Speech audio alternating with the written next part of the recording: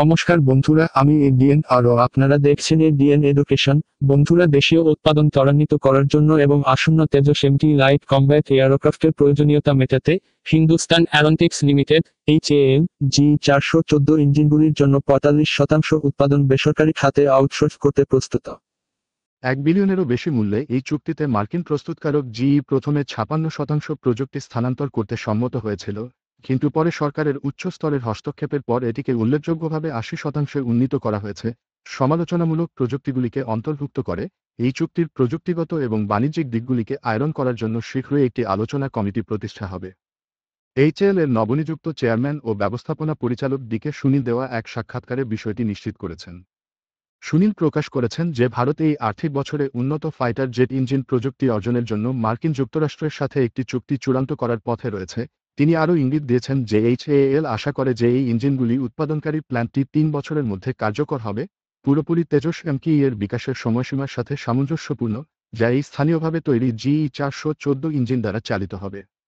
বৃহত্তর বেসরকারি খাতের অংশগ্রহণের দিকে একটি উল্লেখযোগ্য পদক্ষেপে সিএমডি হাইলাইট করেছেন যে ইঞ্জিন উৎপাদন কাজের একটি উল্লেখযোগ্য অংশ আউটসোর্স করা হবে।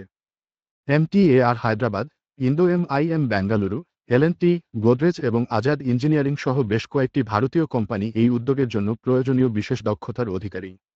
সুনীল ব্যাখ্যা করেছেন যে HAL এর সাধারণ আউটসোর্সিং মডেলের কাজ প্রায় 40-45% জড়িত এবং ইঞ্জিন উৎপাদনের জন্য একই পদ্ধতি গ্রহণ করা হবে। তদ্ব্যতীত নতুন সিএমডি আস্থা প্রকাশ করেছেন যে মেক ইন ইন্ডিয়া উদ্যোগে সরকারের জোরালো জোরের কারণে অদূর ভবিষ্যতে হালের অর্ডার বই উল্লেখযোগ্যভাবে প্রসারিত হতে চলেছে।